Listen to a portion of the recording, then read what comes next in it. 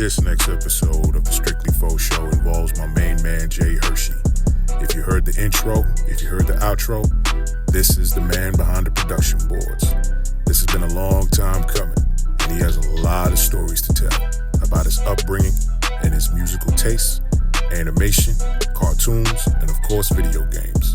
This is the journey of the one and only Jhershey, and he has a brand new album out. This album is so dope, you could just put it on and just vibe to it. This guy is a cultural artist, breakdancer, DJ, producer extraordinaire. Cosmic Rock is the name of the project. And when you watch this episode, you'll see the journey of Jhershey.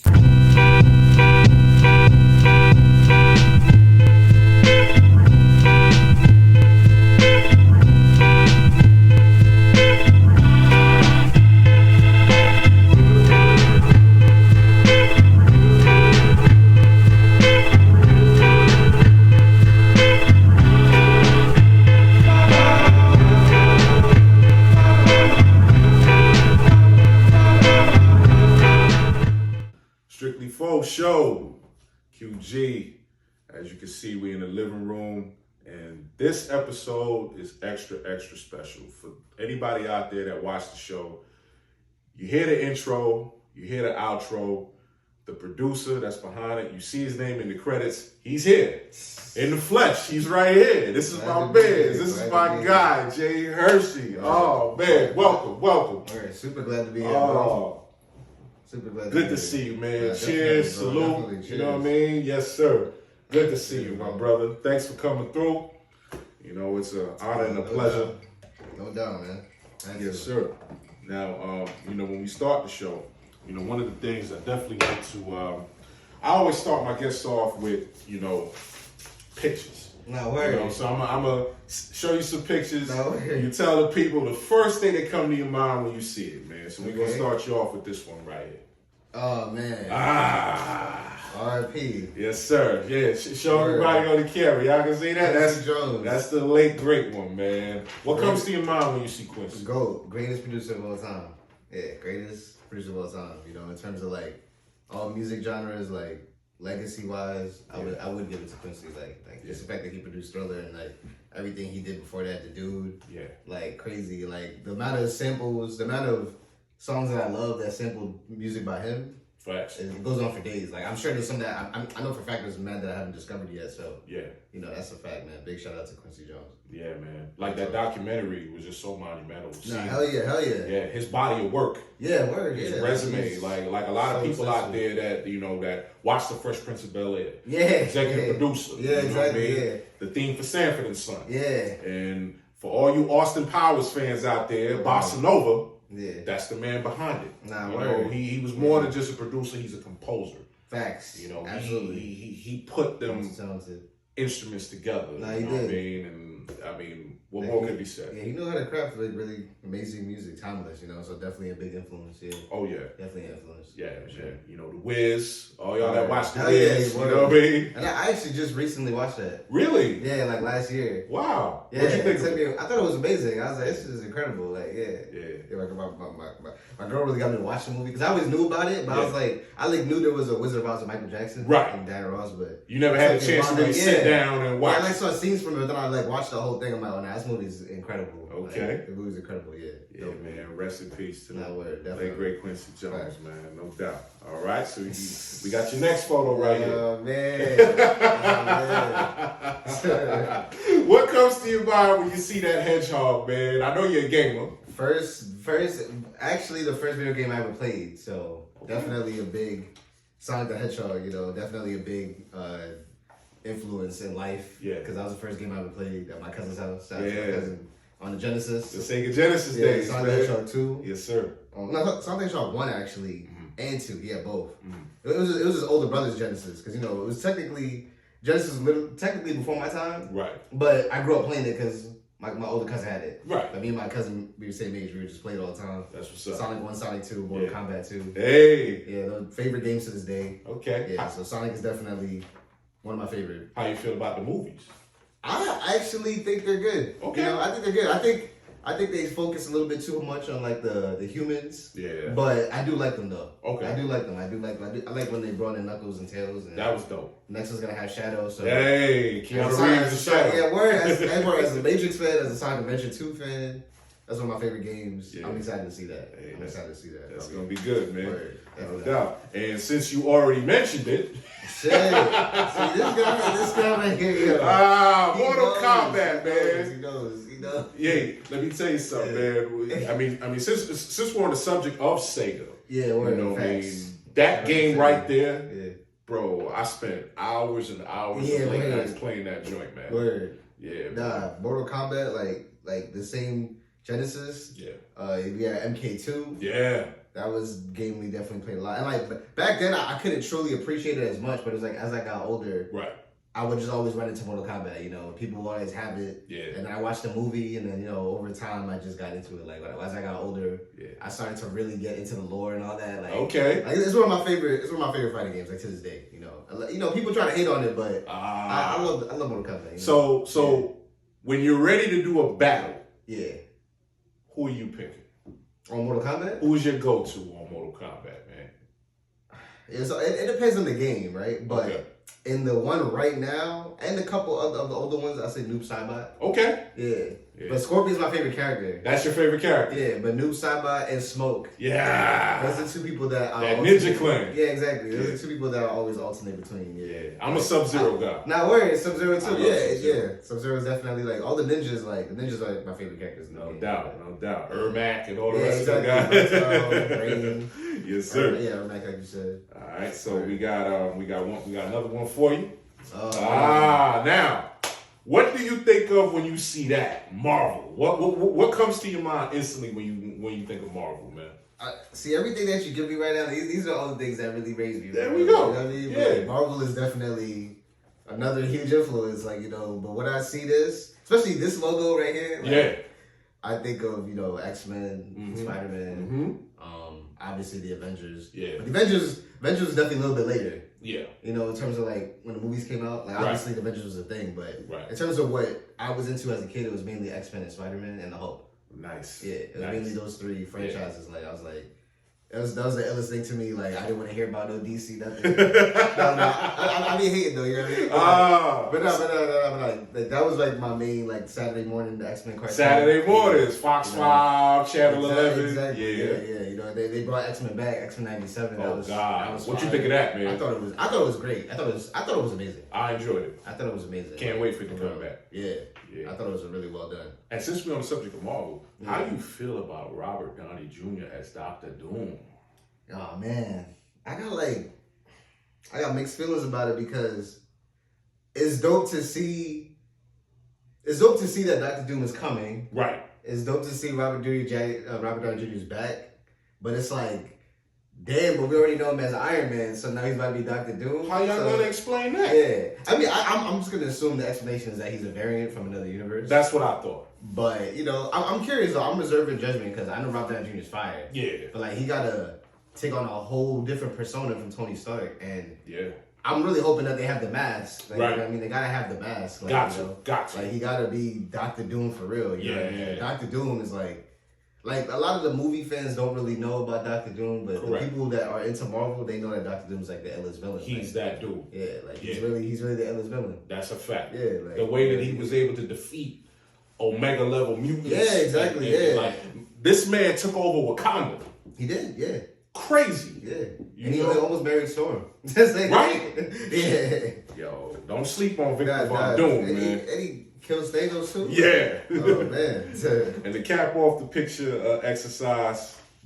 Shit. You heard that's making a comeback?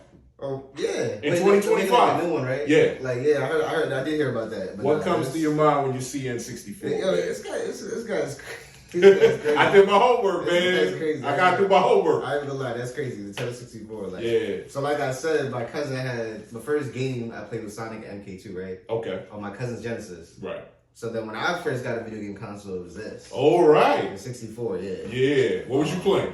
Super Smash Brothers. Classic. And Mario Kart 64. Nice. Yeah, and then like down the road, you know how back then people were just trading cartridges, like you would find cartridges down there. Like eventually, I just got my hands on we like bought Super Mario 64. We bought 29.3. Yeah. But then eventually, I just got my hands on F-Zero X. Okay. And, the WCW. Oh, that was Yeah, that game was played crazy. that many times, man. What I got a lot of good memories of 64. I remember going to Guyana. Yeah. And like my random like distant cousins. It was like a group of them inside of a house. They had Mortal Kombat 4. Okay. And I was like, you know how I said like I randomly wanted a Mortal Kombat through my life? That was one of the times. That was when I first played part 4. And I was like, oh shit, I didn't even know. So I was playing that, like, so I got a lot of good memories of 64. That's definitely one of my favorite video game consoles to this day. Yeah. I was just playing Perfect Dark the other day. On the Switch.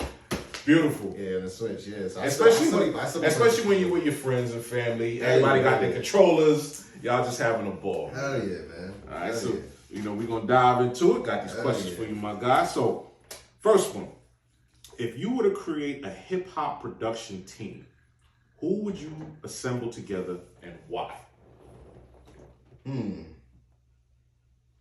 Alright. So a team, right? So kind of like an Illmatic type of, you know. Oh, like to make a Like if an artist came to you and said, yo, Jhershey, I want to have an album and I want you and a couple other producers to be locked into the studio with me. I got you, yeah. Who you putting I would choose, I gotta go with Madlib. That's one of my favorite producers. Madlib.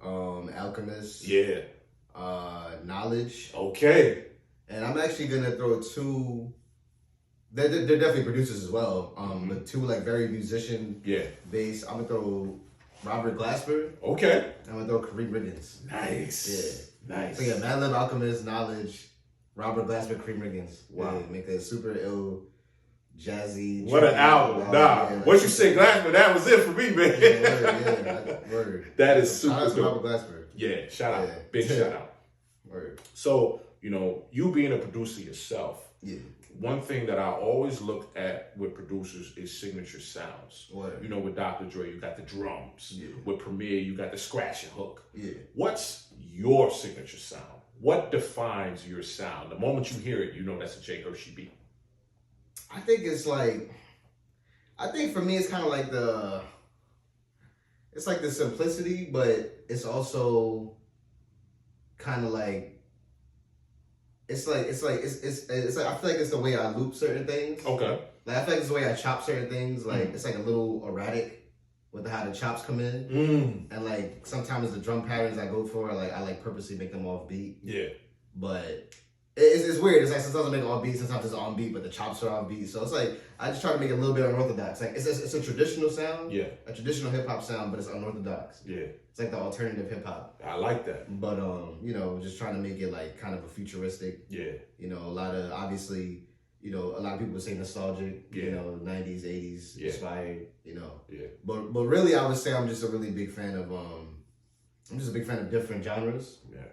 And I'm just constantly trying to blend them together. So you get like a dance hall drums over a soul sample, you know, or you get like a guitar loop over a boom bap or a break beat, you know. Just trying to just mash different things together, you know. Yeah. Like Jack of all trades. Yeah. Like, you know, like really just trying to learn and try to expand into like doing other things. Not afraid to kind of just combine different genres together, you know. Because I feel like that's what hip hop is based on. So I agree. I just try to stay true to the roots of it, while also being innovative with it at the same time. Yeah. What I love about you, man, is you're a cultural guy. Yeah. You know, the elements. You incorporate the elements in your production. Yeah. You know, and because when I listen to your music, you know, I hear and I see the graffiti art. Yeah, exactly.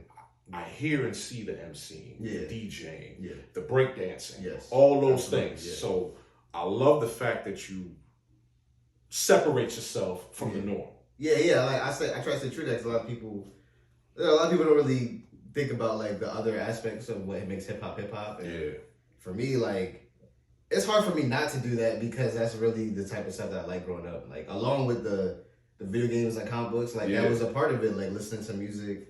Seeing the graffiti art, being on the subway, seeing people dancing in the street, that all like I just took all of it in. Like all of that's combined is what makes my sound. That's what's up. Yeah. So like you know, it's like the other question. It's like Another thing you could expect is like random video game samples. Yeah. You know, random comic book movies and, you know, cartoons and all It's that. your personality. Yeah. You're incorporating that in your music. And, Exactly. And to me, that's what the music is all about. Character. Exactly. You know, and you know, when you have that character and you incorporate it in your sound, that defines who you are. Exactly. Absolutely. That's a beautiful thing. So, let's take us to a production session. Like when you're getting ready to make a beat and you're getting ready to get locked in and tapped in. What does the setting look like? Where are you? What's going on? Do you have a lot of people around you? Is it just you by yourself? Like, let's go to a session for Jhershey. What does it look like for the viewers out there? Honestly, like I'll be in my basement. Okay. It's usually just me. Yeah. All right. Surrounded by my record, obviously my equipment, but you know, my vinyls. Yeah. You know, turntable. Yeah. And pretty much just my computer. That's what I'm doing it on. There you go. And like usually sometimes I'll be playing a game for a little bit. Right. Or sometimes I just lock right in, you know. Yeah. I might, you know, sometimes I might try to get some inspiration doing some other things. Okay. But that's you know, usually I'm just in my room just chilling. You know, the music making process is kind of like meditation. It is. But sometimes it could be like I lock in, but I might lose the feeling, stop, come back to it later. Right. Sometimes I find value in like leaving something alone, coming back to it, and oh, this actually sounds good, and I continue it. Right. Sometimes I make a beat right away, right there in the spot. Right. You know, there's been beats that I've had the idea for years. I came back to it later. Yeah. You know what that remind me of? That remind me of what Mos Def said on the song Hip Hop. Oh, word. I write a rhyme, sometimes I don't finish for days. Word, yeah. Facts. And it had me thinking, it's like, like I could start something, but then I may lose it, but then something could hit me, and I could go back to it. Because it's right there, and I started it, and now I could pick up the idea and add in something that I wasn't thinking about then, but I'm thinking about it now. Right. So that's a real good look right there. That's a fact. No doubt. Yeah. Like that. So, let's get into the album, man. Oh, man. Cosmic Rock. Appreciate this joint right here. Let me tell you something real quick for all y'all out there. Appreciate that, man. Let everybody know, of course. Like the moment I saw it on Instagram, I said, "Yo, I'm gonna go to the site," and I had a chance to get it digital. Word. I'm an old school guy. Word. I want CDs, man. I want to rip the plastic off. I want to smell the aroma. I want to go through that. So while we get into it, let everybody know where they can find it.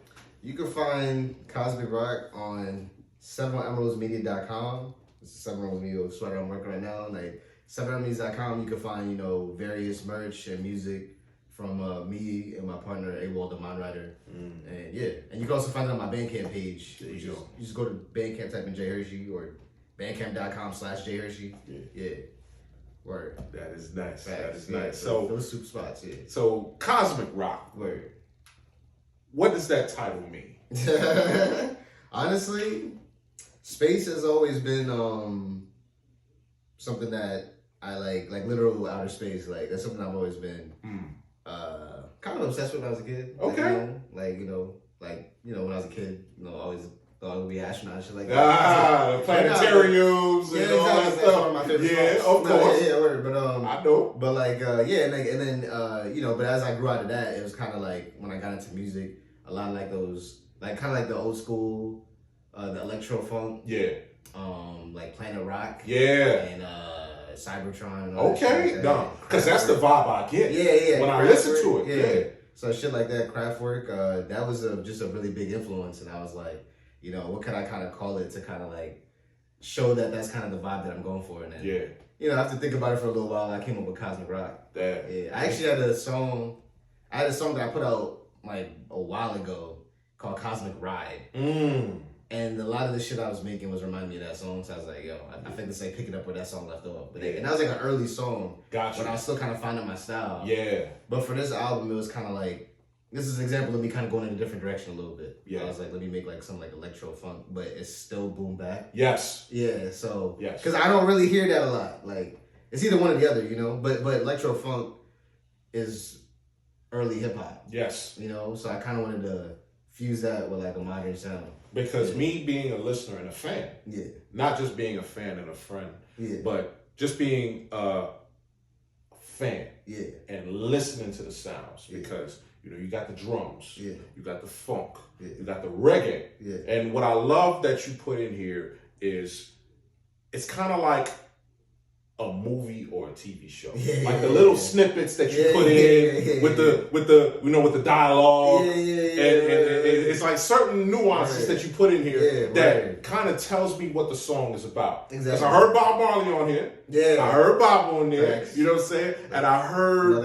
you know, oh yeah, absolutely, and you're taking us on a journey, and I love how the tracks were coming together, especially when you know. You got like Last Session, and when you got like Going Global, like with Going Global, it felt like I was on a tour. Like I was going on a plane to another destination, because not just the funk, but I heard the smoothness, the jazz, the easy listening. Like you could just put it on and just vibe. Yeah, exactly. I appreciate that, man. And one thing that got me, Dangerous. Word. Because when I listened to Dangerous, once I heard Busta Rhymes, I said, "Oh, my man flipped that. Like he took that and flipped it and made it into something different." Yo, and it worked. It worked. Yeah, I appreciate that. No, because a lot of people, you're familiar with the blend tapes. You know when you take a song and you put it on a different beat, it's an experiment. You're wondering if it's gonna work, if it's not gonna work, is it gonna come together? And the way that you were able to put Dangerous over that beat, it worked. Nah, I appreciate that word. It was definitely an experiment, like you said. Like that whole beat was an experiment. Like I could say, you know, something really crazy about that beat. Like that beat in particular, I actually made a few of the elements of that beat were made with my Nintendo Switch. Oh wow! All right. So that was an experiment in itself, and then I put Busta Rhymes over him. This just sounds dope. That was dope. Yeah. So it was dope. Y'all go get that album. That was a fun song to make. And on a personal note, you know what I'm saying, my guy, you know, he hooked. This came with it, you know what I mean? Every CD comes with an ill poster. And it came with a message. I'm not going to describe what the message is because it's personal and it's near and dear to my heart. I have it. It's on my counter.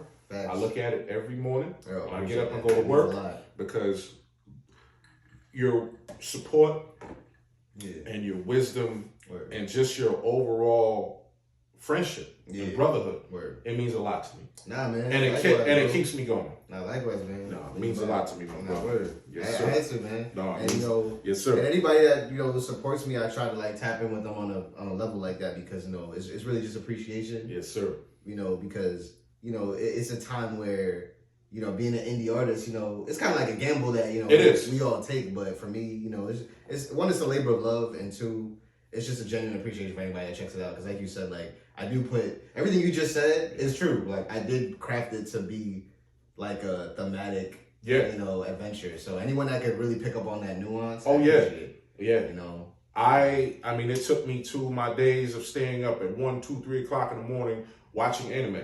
No word. Cowboy Bebop, Outlaw Star, Trigun.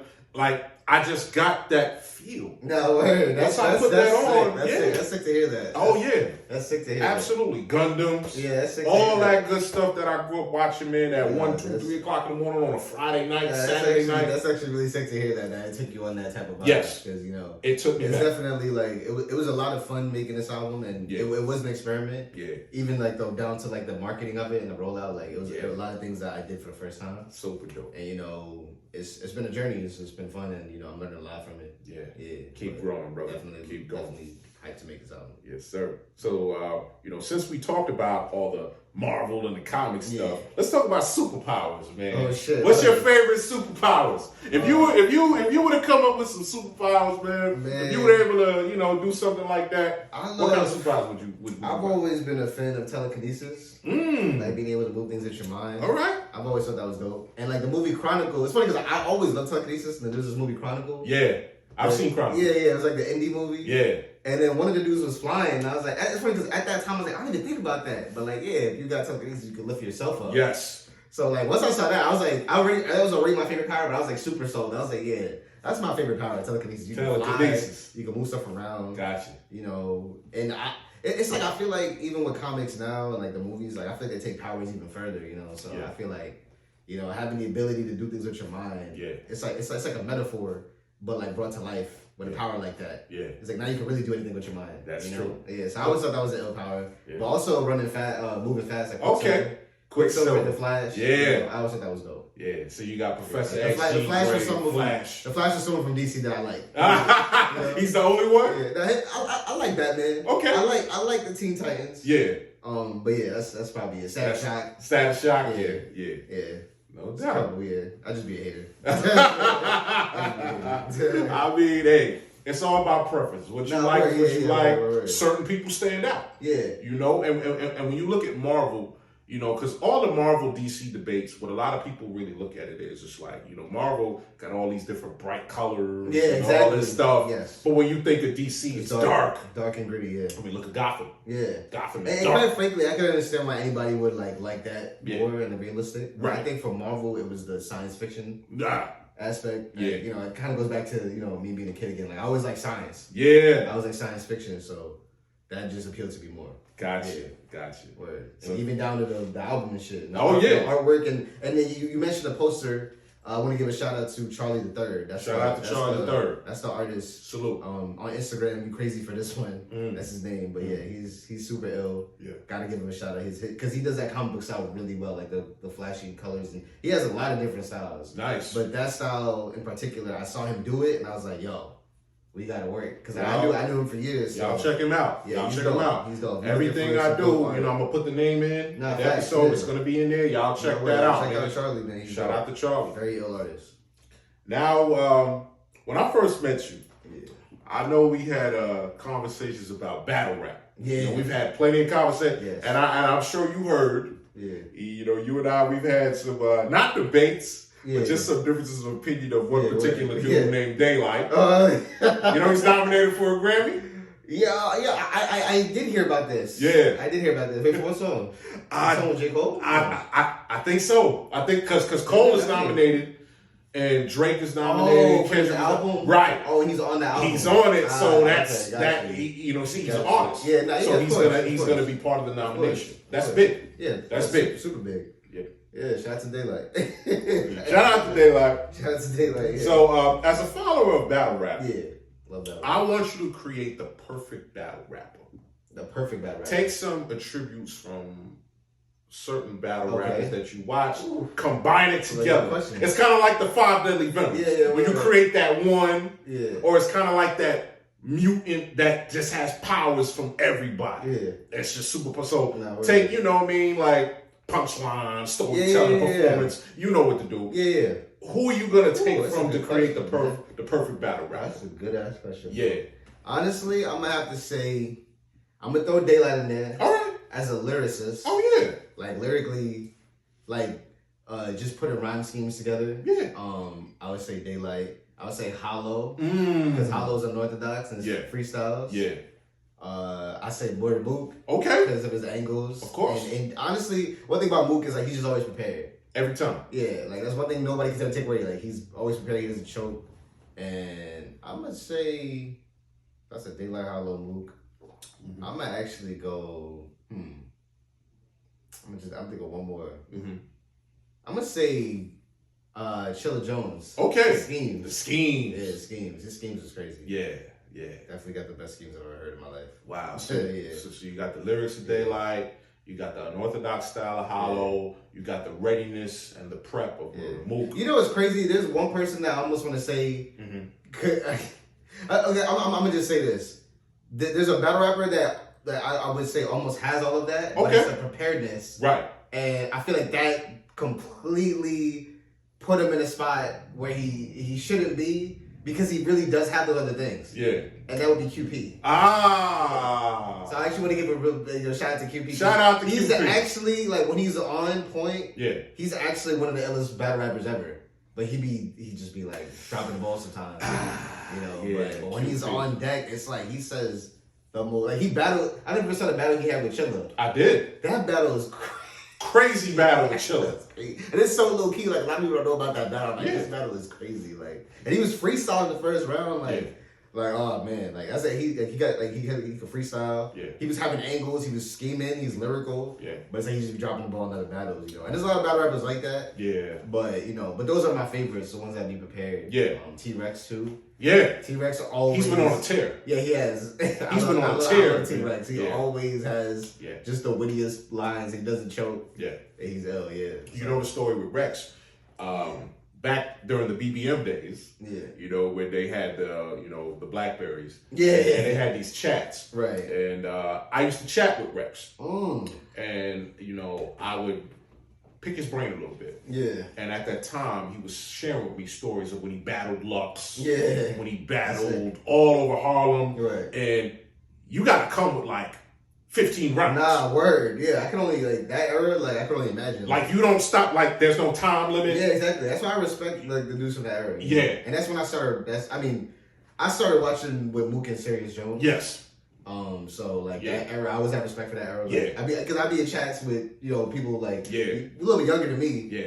And we'd be, going back and forth. They'd be thinking, I'm, just gassing the old era. I'm like, nah, man, these, they're still nice. Oh, they're still I feel like nobody from the other class, besides, Easy. Yeah. And Briz, but he retired now. Yeah, Briz retired. Rum Nitty, Av. Yeah. But it's only a certain few that were able to keep up with the OGs. Absolutely. In my opinion. Mook, Jones. Yeah. Iron. Even Serious Jones, he's still crazy. And Iron too. Mm-hmm. I had the pleasure of beating Iron. Wow. Yeah, word. That was a dope experience. That's my guy. Shout out to Iron Shout out to Iron Sound. Oh yeah. That era with the Smack DVDs. Facts. When you battled 5, 6, 7 rounds. Nah, that's a fact. Jay Mills. That was a different. Another guy. Yeah. That was a different era, man. Absolutely. I still be watching them battles, low key for inspiration too. Yeah. When I be making beats, battle rap, how we talk about the culture. So I love battle rap. Dope, man. Been loving battle rap. Yes, sir. Yeah. So now we're gonna ask about one of your favorites. Word. Somebody that I know that you love and admire and who's an inspiration. MF Doom. Yes. What impact did Doom have on you, man? Man. There's so much to say, man. Honestly, it's it is so deep with Doom, and I know there's been probably multiple people in my life, throughout my life. Yeah. Obviously this is before he passed and all that.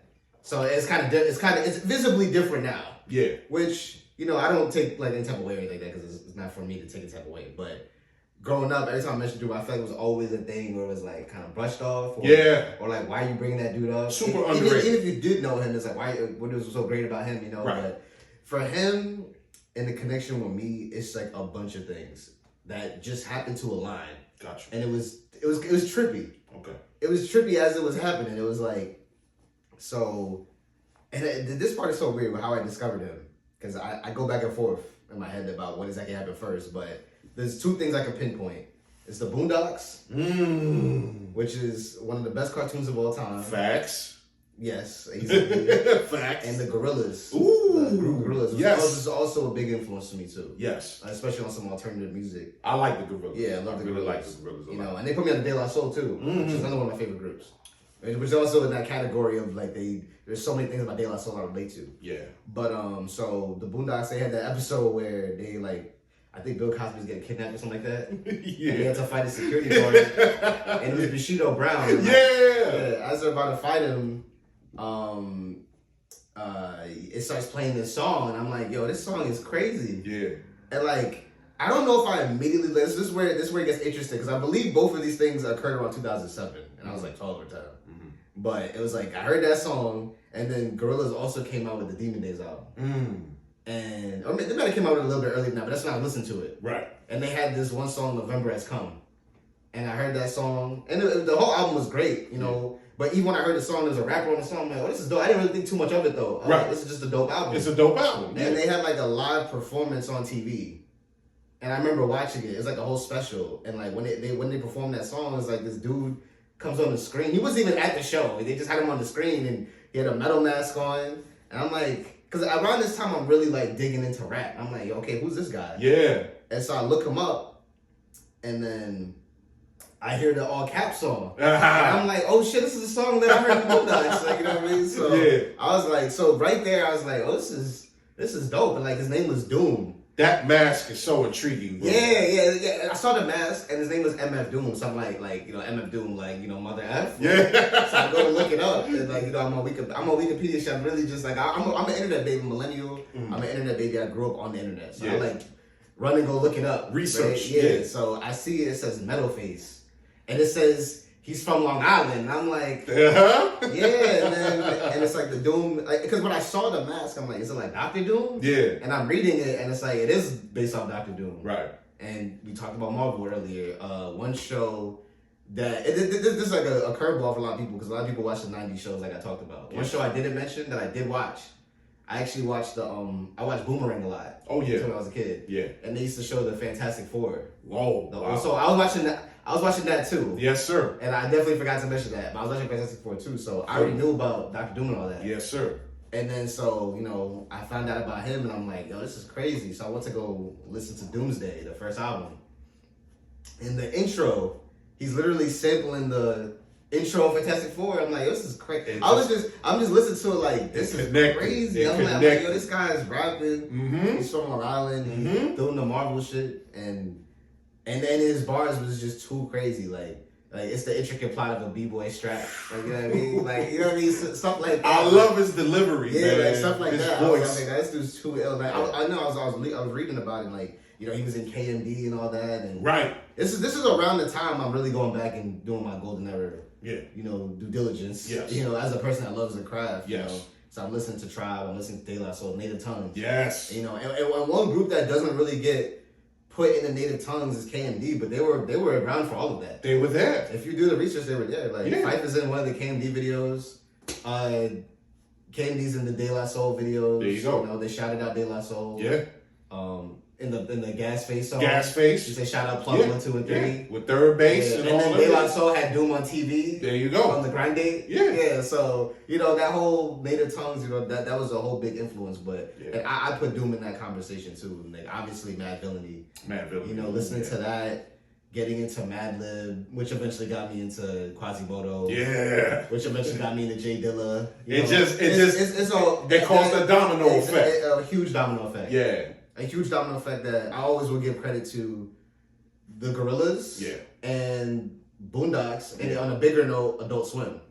Yeah. Shout out to Adult Swim, man. I feel like that whole, lo-fi hip-hop thing that blew up, kind of 5 years ago, I feel like that is due to Adult Swim. Like, I see a lot of people say theories about it. I'm like, that's Adult Swim. Yeah. In my mind, that's Adult Swim. that's all I can say. Because they had the beats. Yeah. During the commercials. Beats was fire. Yeah. During the commercials? Yeah. And a lot of those beats was Flying Lotus and there you go. Dilla. Yep. And people from Stone's Throw. Yeah. And a lot of those producers were my influences, That's nice. So yeah. It was just that whole scene, that whole underground scene of beat makers and rappers. Doom was a big part of that. Yeah. He's he's from Long Island, so That's I just always identify with that. He's from Long Island. He likes comedy rap. Town. That sounds like that's me all day. That's I right. gotta represent that everywhere. So I'm always big up Doom. I always will big up MF Doom all the time, and that's just what it is. That's right. Real talk. I love that, and it kind of leads into the next question. What inspired you to be a producer? You kind of answered it already. Yeah, I mean,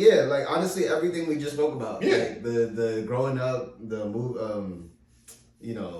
playing games, watching shows, listening to albums, obviously, and then that particular scene with Doom, Madlib, Dilla, Flying Lotus, that was a very huge. It was like when I got to college, I tried making beats back then, but I still wasn't really. I must just say I wasn't ready yet. Okay. To make it a commitment. Okay. I had made a couple beats, but I didn't really know what I was doing yet. What were you using? I was using FL Studio. Okay. Which is a very entry level. A lot of people have made platinum records with FL Studio. Yeah. But it is a little bit more computer oriented. Yeah. And I was a little bit more hands on. I didn't know that at the time, and it literally wasn't until after I got out of college, one of my friends put me on a machine. That's a program, and it comes with a control. Well, you could get it with a controller. Yeah. And the physical controller, I was watching him do it, so he had it. So it was a privilege of trying it. Right. In all reality, it could have been anything. It could have been an MPC. Right. But it's very similar to an MPC. Okay. 16 pads. So I was using that, and I just realized, oh shit, I'm a very hands-on guy. I like doing it this way. You like it that way better. And I had a decision to make too.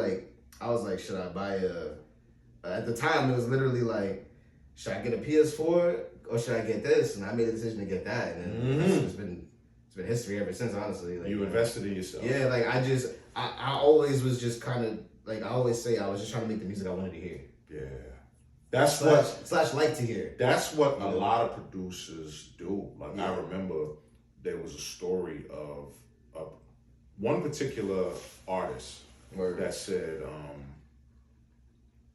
I couldn't get the producers that I want. Right. But I know what I want to rap over. Yeah. So I just started making the beats I want to do. I definitely remember hearing someone. You remember hearing that? Yeah, I remember hearing someone say that. Yeah. I remember hearing that's someone real. say that. Like you know what you want to hear. Yeah, exactly. If I can't get the producers to do it for me, I'm gonna make it myself. And truthfully, that's kind of where little bit of lore that probably only my close friends really know, and people that went to college and all that. Like I was trying to rap. Yeah. I was freestyling. Okay. That's something I still will do on some fun. Yeah. That's really what it was. Yeah. And what happened was, and this definitely answering the question too. Just providing more detail. Is like I was going to freestyle ciphers in the city, like on some, people just hitting me up like, yo, I think you'd be interested in this. Friends that I knew through dancing and all that. Nice. Shout out my man JP Hermit. Big shout out. I always shout people out. Yeah, man. He's an ill dancer, beat maker as well. Dope. So I was doing the dancing for a while. Nice. I was doing dancing for over 10 or 15 years. I seen some footage. Yeah. Till this day, I see you get down, man. Dancing is just something that I've been doing for a minute, you know what I mean? So nice. I was always into that. Yeah. And then, I was freestyling, so around the time I got out of school, it was like, let me just see what events around the city I could go into and try to, because I was really getting into the music at that time, just like wanting to participate, but I didn't really know how. Right. And at first, it was freestyling. Right. Not even no beats, just rapping. Just rapping. Yeah. So was it under the same name? You had a different rap name at the time? So Jhershey was the name I was using. Just regular Jhershey was the name I was using as a dancer. Okay. Yeah. Before Jhershey was the animatronic. The day wasn't about that. That day, man. I like that name. The animatronic is still alive. Animatronic is fire. Animatronic is still alive. Yeah. But it became Jhershey, B-Boy Jhershey. Dope. And then one of my friend Hermit, he took me out to Kid Hollow is also his name, the Crump World. He invited me out to like this cypher, and I was going to that for a little bit, and like, it was dope. I was meeting people in the scene, they're rappers, and then one day one day I met people that were making beats. You know what I mean? Shout out to my man Mike Larry Draw. That's one of my favorites. Shout out. Heavily tapped in dude. He's in Japan right now. Okay. Yeah. So I started meeting people like that, and like around that time, I met I already knew my man's Emmanuel. He's from Freeport. I mean Hempstead. Hempstead. Shout out to Emmanuel. Nice. E-Man. He put me onto the machine. Okay. So that experience was at his house. Yeah. So this was all around the same time. Like when I just got out of college. Right. So it was like he put me on the machine. Jesse was bringing me around. My man Kid Hollow. He was bringing me around freestyle cyphers and whatnot. So I'm meeting rappers and I'm starting to make beats. You're doing all this at one time. I'm starting to learn about making beats. I don't even want to say start making beats. Right. And then I had that machine experience, and then I made a decision. I'm gonna buy it because I kind of want to make music. Like I didn't know what I was going to make. I just wanted to make something. Right. And so I bought the machine. I think at the time it was like, okay, machine, and then maybe the microphone or whatever. Okay. But it kind of just became the machine, and then I kind of just stuck with that. Nice. I just kind of was like, I just wanted to make, like, the more I started to make beats, the more it became a passion. Yes. Whereas freestyling was like just freestyling. Yeah. Like writing raps, like it didn't really stick for me. Right. You fell in love I fell in love making with the beats. And for me, it was kind of like, I'm such a diehard rap fan. Yeah. I'll always be a diehard rap fan. Absolutely. But like around that time, I was definitely growing an appreciation for the production. Nice. And really going back and like, like I said with the Adult Swim skits. And yeah. Because even like around that time, a little bit before that, like this was during college. Honestly, I had some edibles one time. And, I was listening to the Donuts album by J Dilla. Woo! And that shit. That's another one. Yeah, that it touched my soul so much, and like it actually brought me back.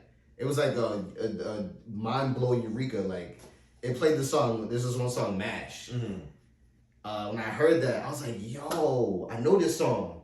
It used to play on the Adult Swim. Yeah.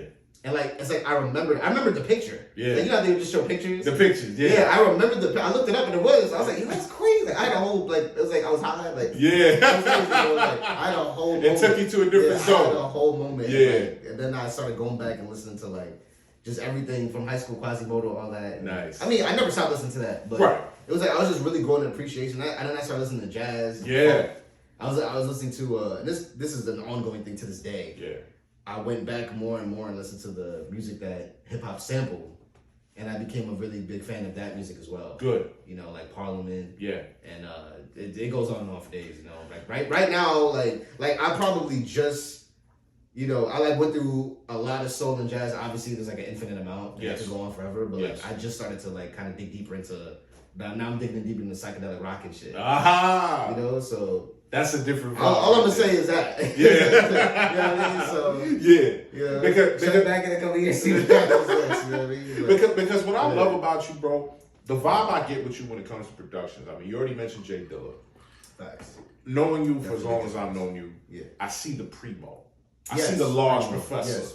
Shout out I to Large see Professor. Alchemist. Yeah. I see All of those. the Pete Rocks. Yeah, I RZA. get that RZA. Oh, Yeah, all of day. those. Prince Paul. Prince Paul. Like Yeah. I get that vibe from you, and I can tell. Doom as well. Yeah, Doom as well. I can tell when you're producing. Yeah. That's who you're channeling from. Yeah. You're channeling that type of vibe. Yeah.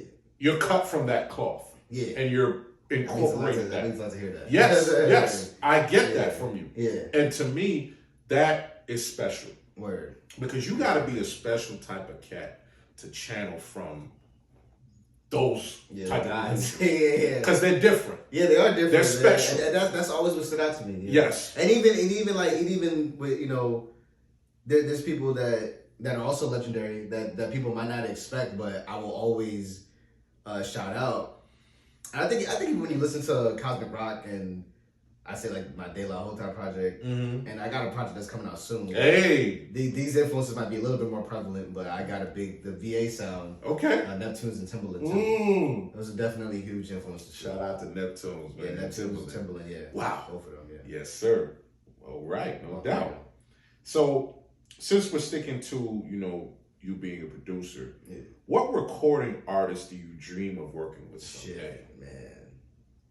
Honestly, I would say Nas, of course. That's one of my favorite rappers of all time. That's I think that's the best rapper of all time. Love him. Ghostface Killer. I can hear that. Earl Sweatshirt. That's Okay. one of my favorite rappers too. Yeah, Kendrick Lamar. of course. And I'm actually gonna throw Del the Funky Homo Sapien today. I love Del. Yeah. I love Del. That's another artist I grew Yo. up on too. I was listening to him since the 20 Hot Pro Skater game. When I heard I Wish My Brother George Was Here, Oh, man, it wait. just blew my mind to Del another is level. definitely one of those dudes. Del man. is Yeah, it's Del. amazing. Shout out to Del. Shout out to Del the Funky Homo Sapien, because you already referred to the Gorillas. Yes. He got exactly. a song with the Gorillas. So he did the song If You Must Yeah. on Pro Skater 3. Uh-huh. And I remember when I was a kid, I just liked the song. But when I was like, that same era with the Doom and the Gorillas, Yeah. I went back and listened to that song, and I just realized how funny it was. Mhm. I'm like, this guy's ill. And then I'm listening to Del, and then he was on Clint Eastwood, Yeah. and like around that Gorillas time. So, and that's why I shout out to Gorillas, man, because they had. I could never understate that as a kid from my era. Yeah. They literally had a song with Del, De La Soul, and Doom. Yeah. There's this really one guy, David Albarn, Yeah. the white dude from England, Yeah. put me on to some of my favorite rappers of all time. You know, and I can never understate that. You know, shout out to Gorillas for that. Shout out to them, man. But yeah, Del is definitely one of the people I work with. Yeah. You know, Love like I said, Del. Earl. Yeah. I would throw Tyler in there. Yeah. You know, I'm sure he'd be producing his own shit. Tyler Chris. You know what I mean? You like the new album? I do like the new album. I do. I'm still digesting it. Yeah, me too. Yeah, but I was listening to it the other day. He has some really creative production. That's one thing I always like. He's a really creative producer and he's a really creative writer. Yeah. Like he'd be writing from other people's perspectives and all that storytelling stuff. And I feel like people don't be really giving him his credit as a rapper. I feel like he's arguably in that big three conversation. I've been seeing that come up now. Yeah. Online, but I've been feeling that way. Yeah. Yeah, I've been feeling that. You know, ever since Our Future, that's a big influence. Like, you know, a lot of people would say my music is like, you know, the '90s type shit, which it is. Yeah. Partially. Yeah. But it's also very big influenced by the blog era. Yeah. The 2010s. Yeah. So Odd Future and there's this group, the Cool Kids. Right. The Cool Kids. Michael Rocks and Chuck English. Nice. Mikey Rocks, Chuck English. Yeah.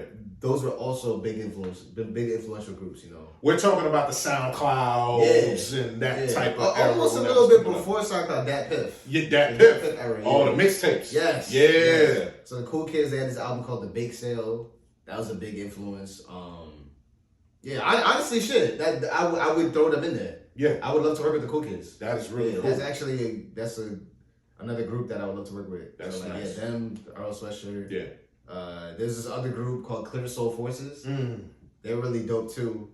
Yeah, they're really dope. You know the vibe I get from you since you mentioned that just now? What? Pro era.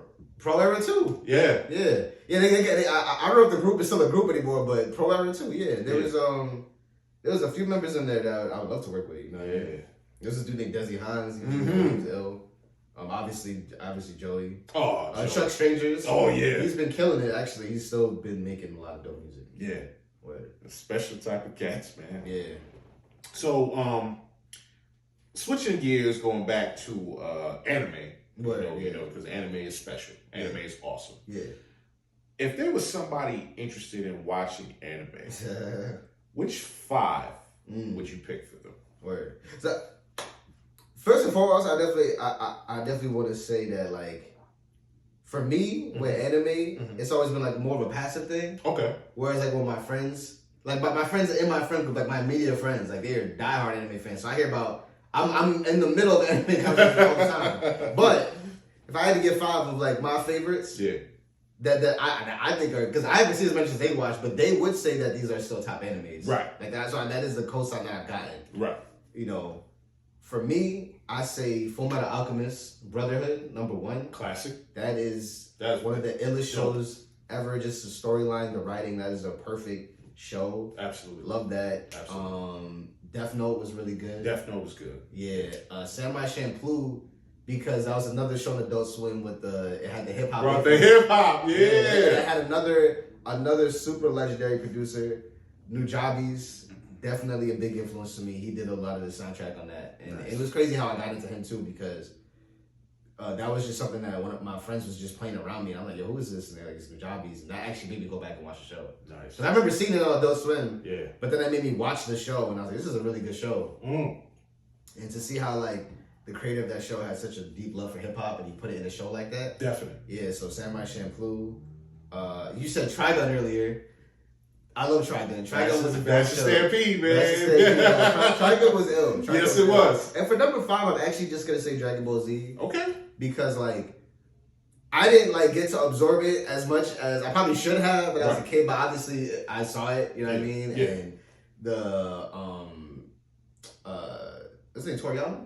No, that's his name. Yeah. Yeah. So big RP to him because his influence on hip hop is huge. Huge. Dragon Ball Z had a very huge influence on, I'm gonna just say, the black community. So many people like, a lot of people love Dragon Ball Z. Yes. A lot of people, I feel like Dragon Ball Z was the show where anime was considered like, taboo, especially for like black people to watch. I feel like Dragon Ball Z was the show that broke Toonami days. Yeah. Yeah. Like, I feel like as a kid growing up, that was the show that everybody liked. Everybody liked it. Like everybody liked Dragon Like, you know who Goku is. Exactly. You know Vegeta, Piccolo. Piccolo's black, by the way. Piccolo's my favorite character. He's black, by the way. Piccolo's my favorite character. Piccolo's definitely my favorite character. Yes, sir. But now Dragon Ball Z's ill, man. Mad characters. Oh, yeah. Everybody's like super strong. Like Dragon Ball Z's an ill show, and like they came out with this. This is old now. They came out with the Dragon Ball Z Abridged. And I actually, like, in high school, because like my friends, they would just put that on. So I was watching that. It was literally the whole show. He was watching that. But they were overdubbing the show. Yeah, they were. Just funny. Yeah. And like that shit was hilarious. That shit was hilarious. And like, so like, I would definitely go Dragon Ball Z up there too. You have to. That's the first anime I watched. Nah, word. The first anime I watched. Shout out to my guy Lorenzo. Yeah. Back in high school, he had these pictures in his locker. Yeah. And he's right next to me because we in the same homeroom. Yeah. So I'm like, who's that? And he's putting me on. Yeah. And I'm okay. I'm gonna start watching. Yeah. And once I started watching, that was it. Yeah. That was a wrap after that. Dragon Ball Z is was definitely a good show, man. Yes, sir. You know, R.I.P. to Toriyama. Oh, R.I.P. Toriyama, Yeah, R.I.P. to Stan Lee. R.I.P. to both of those dudes. Yeah, I feel like both of their influences on like pop culture is like absolutely. I think it's even bigger than any way people could really put it because it goes deep, like with the music, like Doom. Yeah, that's Dr. Doom. Fantastic Four. That's Stan Lee. You know what I mean? It goes back to him. There's so many layers of Dragon Ball Z references that I've heard in rap songs. Like I don't, you know, and down to like the way people talk, dress. And in the word brolic. Brolic. People say that comes from Brawley. Brawley. Yeah, so it's like, you know, I feel like Dragon Ball Z is definitely. And the training. Yeah. Because you see how they work out. Them saying no, work out hard. So you see people wearing weighted clothes. They're doing all this kind of crazy training because of what they've watched. It's like, you know what? Let me incorporate that into my workout. That's a fact. I'll go two more though. I'm gonna say Naruto and Attack on Titan. Oh, yeah, those big. are dope shows. Legendary. I still gotta finish that. I still gotta go back and finish Attack on Titan. So do I. but like that first season was crazy. What? I was like, oh, like my first time at the time, like, bro, you bugging for not finishing it.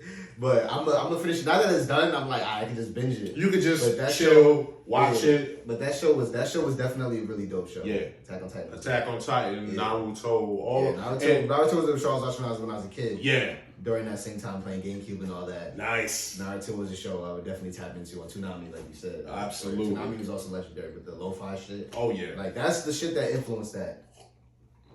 Dope.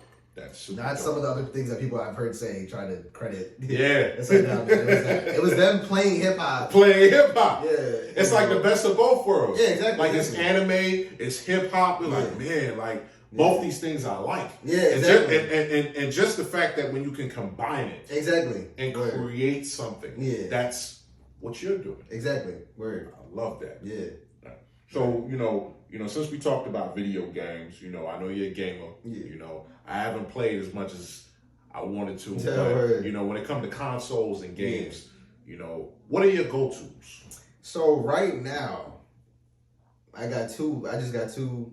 Technically three, but the third one I'm gonna go for it. You know, that's where we get really dirty with it. Yeah. But the first one is actually my computer. Okay. I use Steam. Okay. And I just play games on my computer. Dope. And I'm not on some PC master race because my PC is definitely not a top tier PC at all. I need to upgrade a lot of the parts. But it is able to run most of the modern games. So I'll be playing, you know, Mortal Kombat 1 and all that shit. Like a lot of the modern AAA, quote unquote AAA games. Yeah. Doom. Yeah. The game Doom. That's another Doom that That's I love. another Doom. I love all three Dooms. I say that on my brain all the time. But Doom, Mortal Kombat, Sonic games and shit. I be playing on my computer and shit. And I play a lot of classic games too. Yeah. You know, and then my Switch. You was messing with the emulators?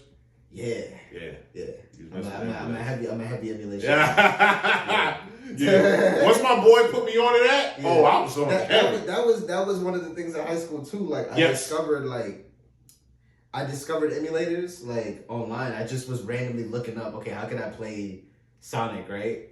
And I found the Sega emulator. I'm like, it blew my mind. I was like 14, 15. I'm like, wait, what? I was like, wait, I can play any Genesis game right now? Boom. Like, that blew my mind back then. Like, back then they had the Android phones. Yeah. I used to have the emulator. I used to have the Game Boy on my phone playing Pokemon and classic shit. Like, that is so dope. So, yeah, I've been playing, you know, games like through emulators and computers and shit for a minute. Yeah.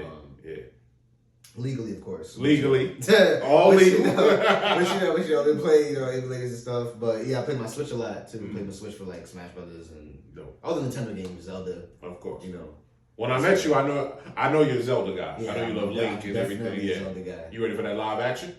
Yeah. I'm curious to see I'm very curious as to turn out because I feel like that should have been animated. I agree. I feel like it should have been like an anime. It would have been better. Yeah. Because I'm like, how you gonna tell the whole story in the movie? Like, I feel like it should have been like a season. I agree. They could have been like Ocarina of Time. They could have put it on Netflix or something like that. Yeah, each episode would have been a different dungeon. Yes. Like, really? A movie? Okay. We'll see how it goes. Stretch it out a little bit. Yeah. You know, you don't have to put all in. Because now I'm thinking it's gonna be like, all right, 5 minutes he's in the dungeon, 5 minutes. And it could be cool. But, it could be. But but I mean, I'm definitely I'm gonna watch it. Of course. I'm a big Zelda fan, like you said. So. I know. From the beginning. So it's like, for me, it's Nintendo. Yeah. And then Steam, that's to play everything else. Yeah. You know, all the other franchises, all the Microsoft. Nice. Sony's dropping their games on computer now, which just gives me more reason to not buy a PlayStation.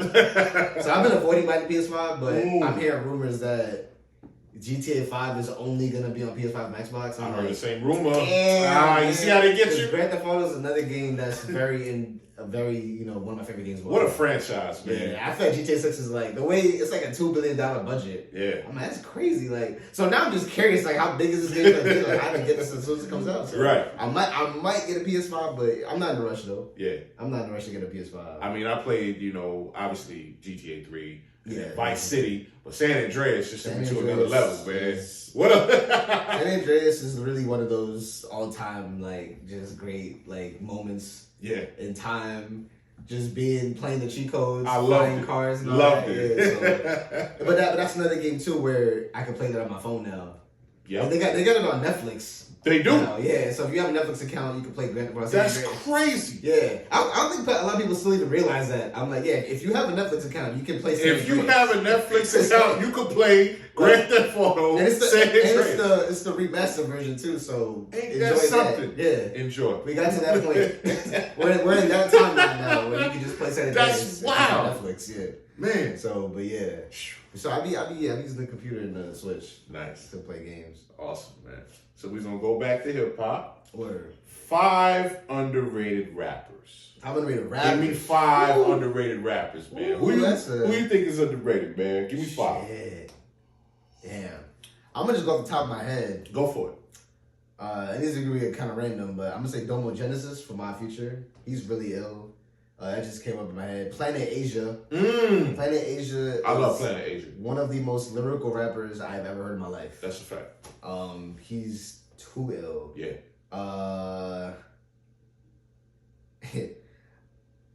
Everybody, I feel like now everybody, not everybody, a lot of people are starting to appreciate Makami more. But Makami is definitely one of the illest.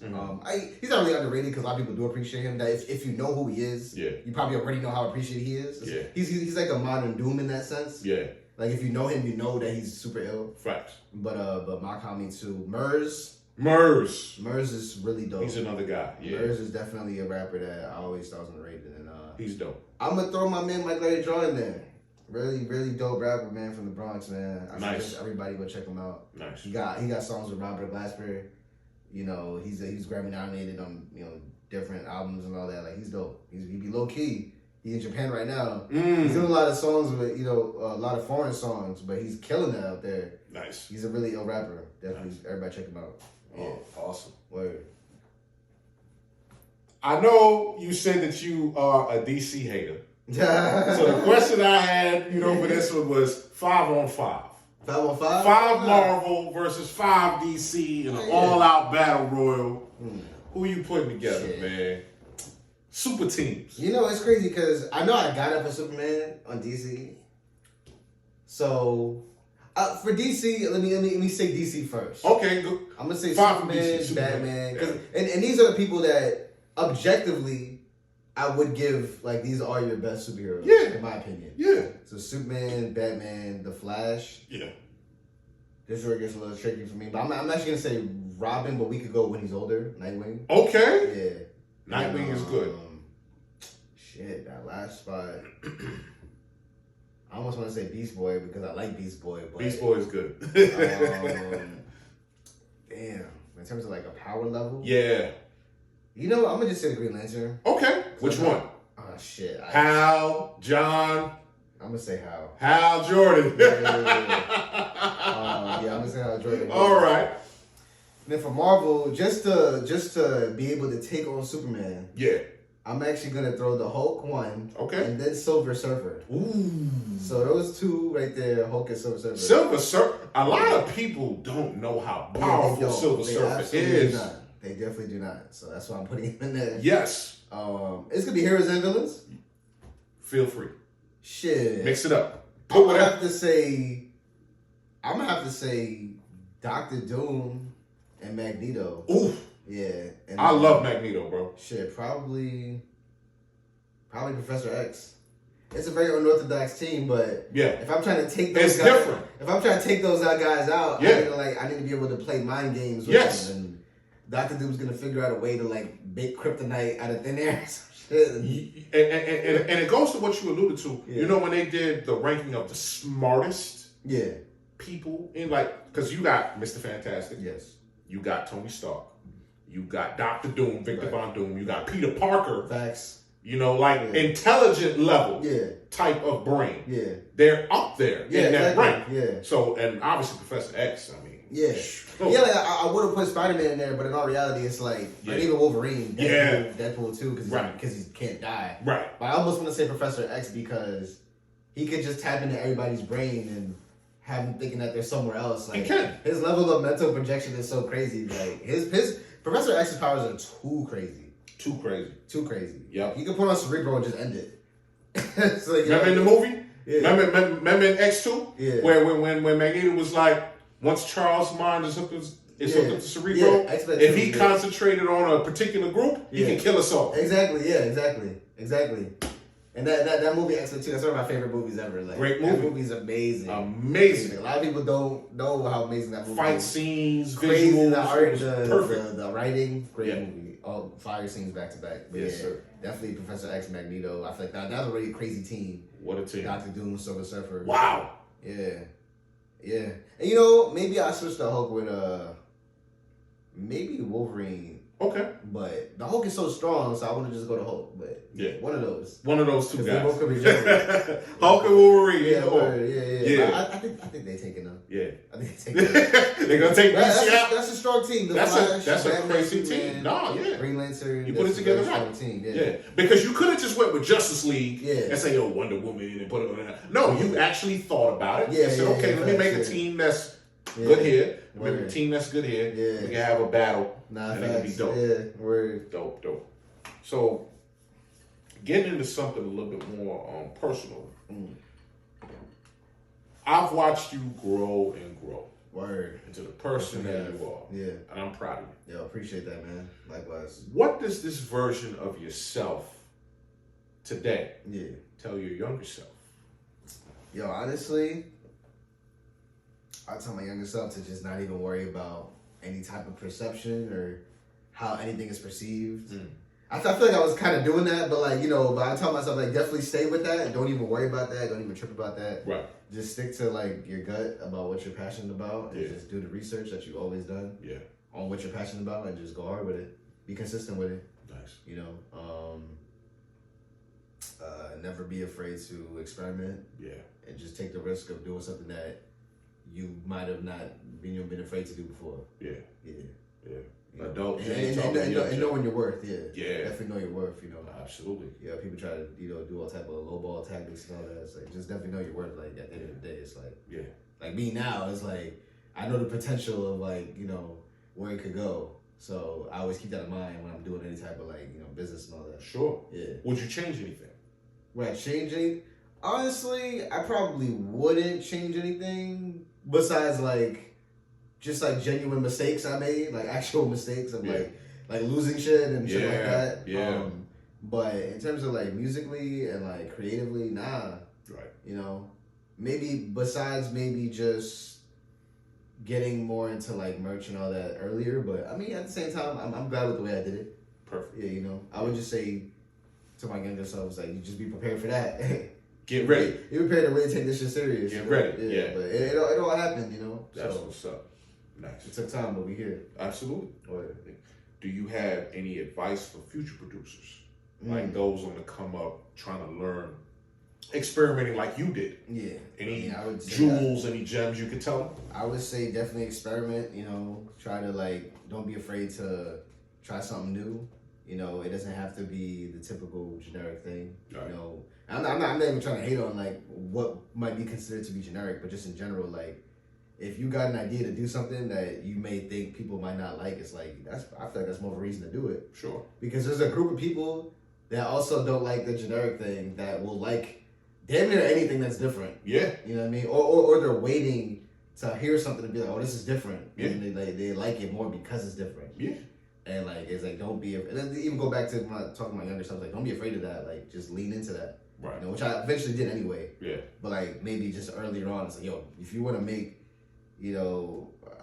a rock sample breakbeat, or drum and bass. Go for it. Yeah. House beat is good. Go for it. Do it. Yeah. Because a lot of times I've watched interviews and I've seen a lot of artists say 9 times out of 10 when a when an artist or a rapper or any type of artist in general are trying to make a hit, it's the one that they don't think it's a hit facts. is a hit. Yeah, word. It just happens. Yeah, So it does. bet on yourself. Yeah, Take the risk. yeah, You know, don't be afraid. You know, that's the type of advice that my man's is giving. That's the type of advice that I'm giving. You know, you gotta take a chance. yeah, man, absolutely. So that's always important. Absolutely. Absolutely. Word. And you know, with mental health being a thing, Facts. and you know, everybody's talking about it, and it's very important. Yeah, hell yeah. And we all have different methods of coping and methods of trying to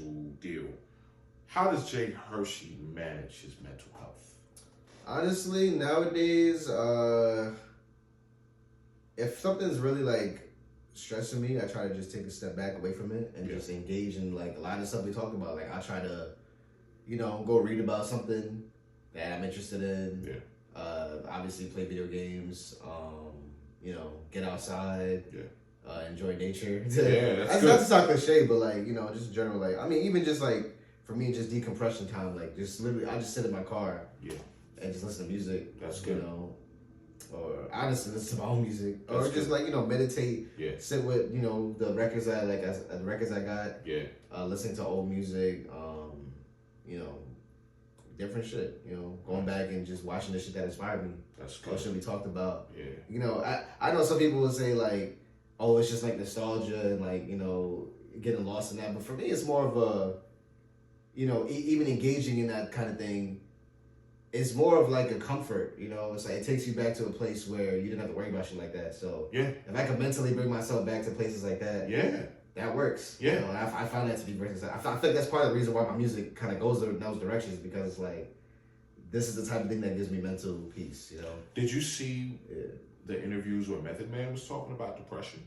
Yeah, I saw a little bit of that, but Yeah. I know. Because he spoke about it twice. Yeah, You I do know, remember he spoke about it on the platform with Carmelo Anthony, and then he spoke about it with Fat Joe. And you know, I loved it because it showed not only his vulnerability, but he gave good sound advice that till this day, right, he still goes through it, but he said, you just gotta ride it out. Yeah, you just gotta ride it out. Yeah, deal with it. That's a fact. And you know, just do things to make yourself happy. Word.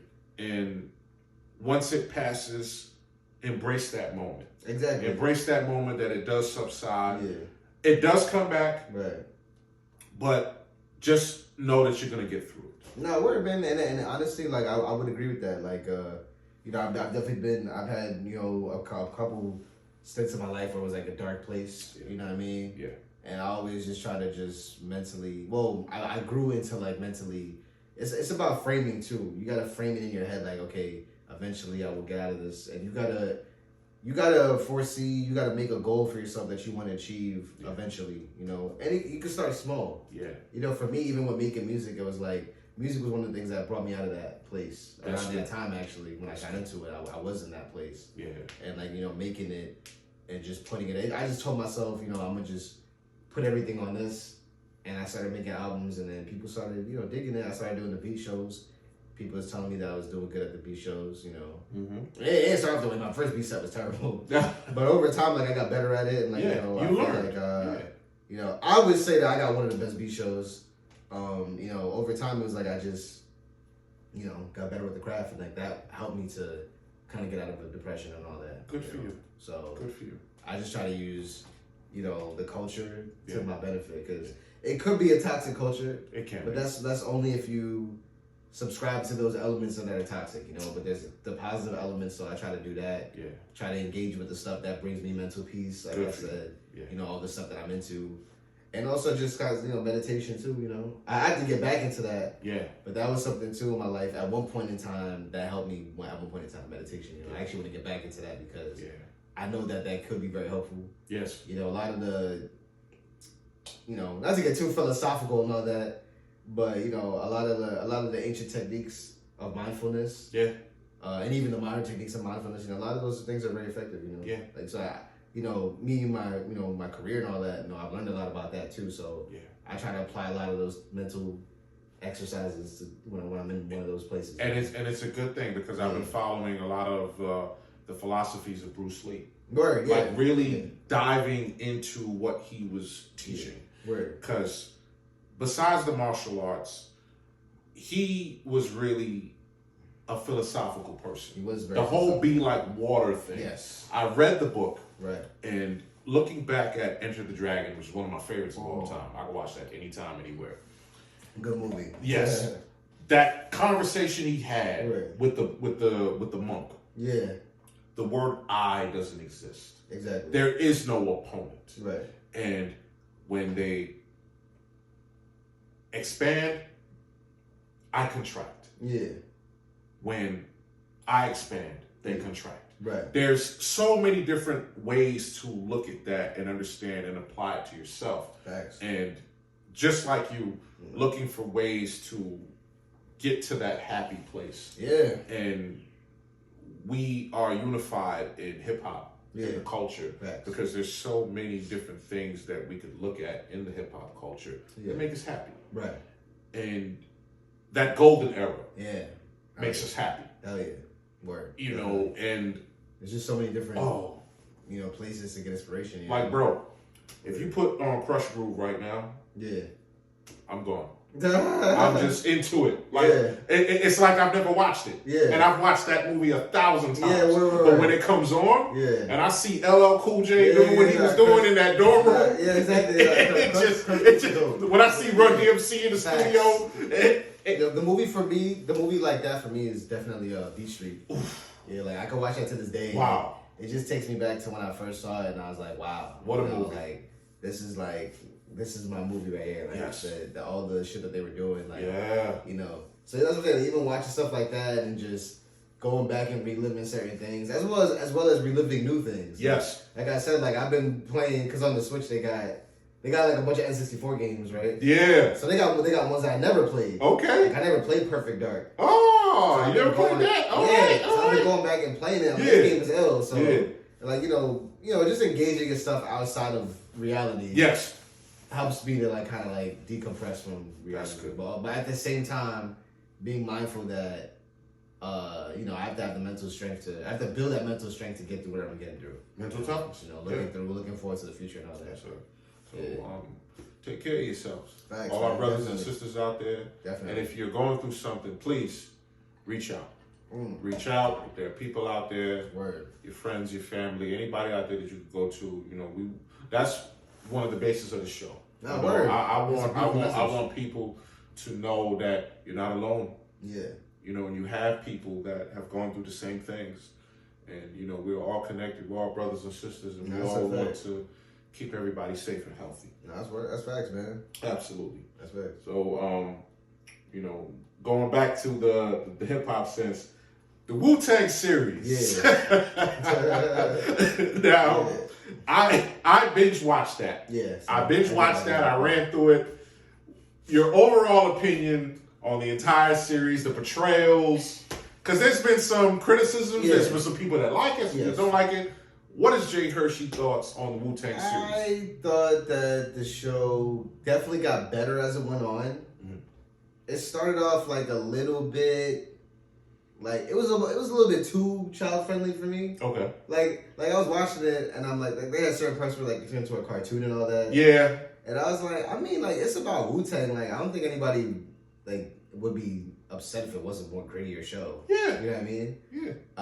But overall, the story that they told, I thought was a good story. Yeah. You know, I did see, like, I saw an interview with Ghostface where he said he was like, he didn't watch it because like, that's not my story. I saw that one. You know what I mean? And for me, it was like, I could definitely tell that a lot of it was like, you know, watered down. Yeah. But as an overall show, you know, as far as like biopics go, I thought it was cool. I thought it was cool. It definitely got better as it got on. Yeah.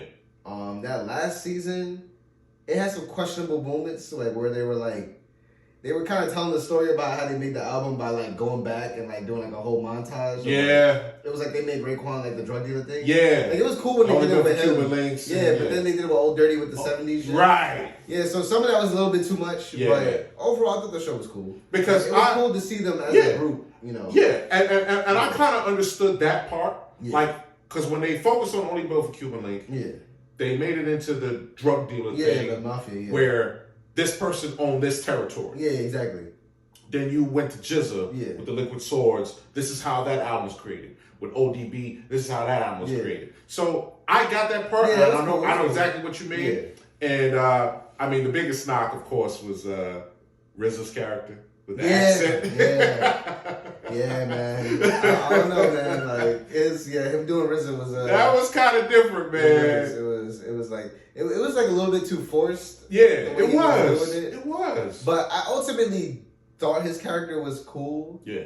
But it just was like a little bit exaggerated. Yeah. But the rest of the characters are pretty good. Dave East impressed me. He did. Yeah. He did a good job. Yeah, there was like that one scene where he was like yelling at the executive. Yeah. About not being taken serious or whatever. Yeah. That was a good scene. Raekwon was. Yeah, Raekwon was really good. Yeah. I think his name was Shamik Moore. Yeah. He's good. Shamik Moore. He's good. Yeah. He was in Get Out too. Yeah. That was another dope show that was short lived. Yeah. That was another one. Hip hop too. Yeah. That's that right. Was a good show. But yeah, Wu-Tang. I thought it was cool as a Wu-Tang fan. It was enjoyable to watch. Like, when it ended, I was definitely a little bit like, oh, man, I wish they kept going. I wish they kept going. But at the same time, I could see why they chose to end it at Wu-Tang Forever. Yeah. Because I know a lot of people, especially people that were, like, really active listeners at the time, they said that was kind of like not the decline, but that was when Wu-Tang kind of, like, you know, stepped back a little bit. Right. Because you still had albums that came out, Iron Flag. Yeah. Like, in all reality, my favorite shit is, like, Supreme Clientele. You know, shit that came out. I know you love that album. I definitely love that album. Yeah, I know you're Supreme Clientele. But I know that album was like Ghostface bringing it back. Yeah. Yeah, so, you know. And I actually love the W. I actually do like the W. The W is a good album. Yeah, I like the Jump Off. Yeah. I like, what's that shit? Click Click? Click. Yeah. Click Click is so, that beat is crazy. Yeah. That beat is crazy. But I know. I love Wu-Tang Forever too. Like, that's my favorite double album. Oh, yeah. Yeah. So, especially at the time, and there I was like, okay, I respect that. Especially because I had a conversation with a friend of mine earlier about rappers that came with double albums, and which ones really stood the test. I mean, you got All Eyes on Me, you got Life After Death, you got Wu-Tang Forever, you got Streets Disciple, Blueprint 2, But that Wu-Tang Forever, especially the enhanced CD with the CD-ROM, you put that in there, and cause Windows 95, this is during my time. You put that CD in, it unlocked certain content. Oh, yeah. I never knew about this. I'm gonna put you on that same Wu-Tang Forever, 1997. Right. It was an enhanced CD. The second disc. You put it in your CD-ROM, and it took you to chambers of the Wu-Tang members. Oh wow! And you got to look at different info. And you got to look at certain videos. It was ahead of its time. I would have loved that. It was ahead of its time. I would have loved that back then. Yes. Because I was actually like, part of the way I got into hip hop was like my older sister. She had like the DMX, It's Dark and How It's High. She had Redman, Doc's the Name. Oof. And she had like Method Man Judgment Day. That was that 2000 era, man. Yeah, 1999, 2000. Exactly. Yeah. She had the Miseducation. Yeah. I used to just put those in the Mac computer we had. Nice. Like, that was my early listening to hip hop. I would have loved that. That right there. I would have loved that back then. It was different. I kind of wish they had that.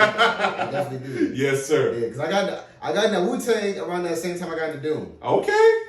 Yeah. So, but Wu-Tang around that same time, Doom. You know, I became a huge Wu fan. I've been a huge Wu fan ever since. You know. You got a favorite member? Yeah. Oh, Ghostface. Yeah. Oh, yeah. That's my guy. Yeah. That's my guy. It used to be Inspector Deck. I thought he was the best. I still think he might be the best rapping wise. I thought he was the best. I said that back then. I would probably still say that. Yeah.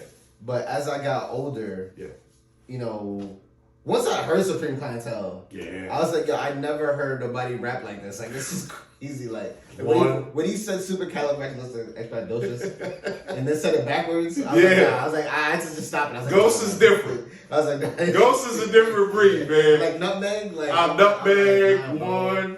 Yeah. Oh man, like, he's too ill. And then like, Ghostface I started going back and listen to Ghostface albums. You know, Iron Man. Yeah, of course, Iron Man. I Bulletproof love Wallets. Iron Man. Bulletproof Wallets. Yeah. The original version too. I had to like go back on YouTube and listen to that Yes, to like sir. really get those songs. And then, Yes, sir. even the Pretty 20 album, I know some people don't like that album, but the Holla song, Oh, yeah. crazy. Yeah. Crazy. Definitely. And I Big Doe Rehab. Oh, yeah. Yeah, Ghostface is ill, man. He's And one album that I will always, you might guess, that I wish came out but never did was the Doomstarks. oh, wow. But the I seen pictures of the that. few songs that they did release. Yeah. I love those songs. Wow. And the songs that they got together, Angels. Yeah.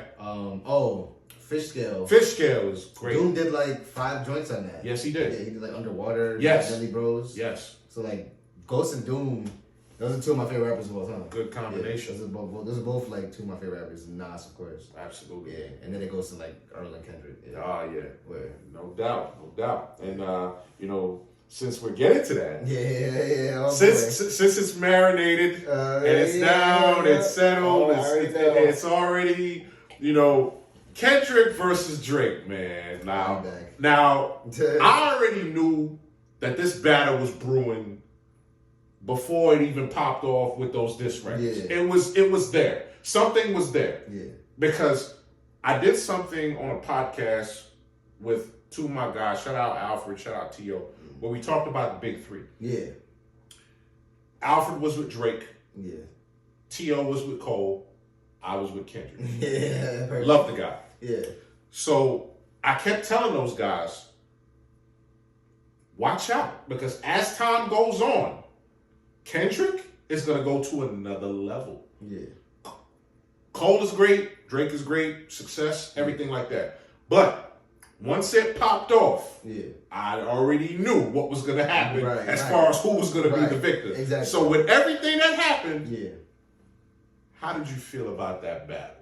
I thought the battle itself was amazing. I thought it was definitely, I thought it was a legendary battle. As it was happening, like to give you a play-by-play, it was like, Kendrick dropped Like That. And, we were all going crazy, like, oh, snap, Kendrick's firing on Drake, Because I had this debate for years with my friends, I mean, obviously, back in, We know. But one person in particular, our OG, Gerard. Shout out Gerard, man. And even like in college, like I had another friend used to debate Drake versus Kendrick all the time, and they had a subliminal. They would throw in little shots. They was throwing shots. So when it happened, when he did the Like That record, I'm like, oh shit, what's gonna happen next? The gloves is off. And then Drake drops Push-Ups. Now, like people think I'm a Drake hater, like my friends, but it be on some like playful, like what I mean, like I think Drake is dope. Drake is great rapper, and there's obviously a lot of Drake songs that I do like. Yeah. And when I heard Push-Ups, I was like, oh snap, he's really like okay, he's really going in. And then Kendrick didn't drop. Like, you didn't hear nothing for like 2 weeks, and he dropped the Taylor Made song, which I didn't really like that. Yeah. But I was like, damn, what's gonna happen? Because in my head, I'm like, there's no way. In my head, I'm like, nah, Kendrick's not gonna let this go, man. I told people before it came out, I was like, oh nah. At first, because it started off a little slow. Slow with the Teddy Pendergrass. Yeah, I was like, okay. But then when he got into that pocket of just rapping, and then it was back to back bars, and let your core audience stomach that. Tell me where you got your abs from. Like, he started scheming. I was like, oh, he was punching, man. Once he started doing that, I'm like, I don't think Drake can come back. And then, but then Drake dropped the Family Matters record, and that record is dope. It's a dope record. It's dope. Like he was dissing everybody. Yeah. He said Rick Ross gonna read my Miranda rights. And it's like ASAP Rocky gonna drop. They gonna just talk about your fit because it's mid again. Like, he was saying some cool lines. He was saying some dope raps. Yeah. Kendrick opened his mouth. Somebody give him a Grammy right now. Like, he had some cool one-liners. And then Kendrick dropped. Then that came out, and then 30 minutes later, Kendrick drops Beat the Grand. It was the most savage record. That record was the whole beat. Crazy. Like, wow. He went there. Yeah. And then the next day he dropped Something Like Us. And it's like, yo, once that happened, I was like, oh no, there's no coming back from this. You can't. And then Drake dropped Hard Part 6, and it was wasn't up to par. They Not Like Us gets plays in sports arenas. Yeah. Graduations. Yeah. Birthday parties. Yeah, and he's really and it's just him talking crazy like Drake. And it's like, damn, bro, like, I actually feel a little bad for Drake because it's like, yeah, I know he didn't foresee it to go right this far, But I mean, it was a rap battle 10 years in the making, and I would honestly say lived up to it. Like for that long of a little subliminal tension. Yeah. That definitely lived up to it. Like that was a great battle. It kind of reminds me because we've seen rap battles to the test of time. Yeah. It's kind of like the Nas and Jay beef. Yeah, I compare it all the time. I think you gotta compare it. Subs was going on and on and on and on until Jay dropped that blueprint, the summer jam, and then it kind of pulled the curtain back. Facts. Because for those people that aren't familiar with Subs, once the curtain gets pulled back, you're like, oh. Yeah, exactly. Word. There's a beef? And that's the thing, a lot of people didn't really know. But they didn't know. Kendrick and Drake been like, there were certain things that I didn't even know, because people did like breakdown videos and all that. Like, there was stuff that I missed. Right. Like there was an interview that I didn't even see till recently that Drake did right after Control came out, and like he was visibly upset. Yeah.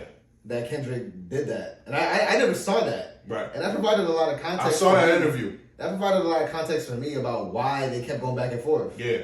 And I was like, oh snap, okay, they really I think Drake took it away. Yeah. And Kendrick was trying to be competitive, but right. Kendrick was probably like, oh, you're really gonna be sensitive about it? Right. Because I remember the BET cipher when he said, "Tuck the sensitive rapper back his pajama clothes," and we all knew he was talking about Drake. Yeah, that's who he was we all knew he was talking about Drake, but I didn't realize that interview happened before that. So it was like Kendrick felt the need to say that. That's you know right. what I mean? So it was like that battle was built. It wasn't just out of the blue. Like this, people now, there's people that don't really know that they think Kendrick did it for clout and all this. And, like, nah, bro. Like they really had it was tension that was happening. And the thing about it is like Drake.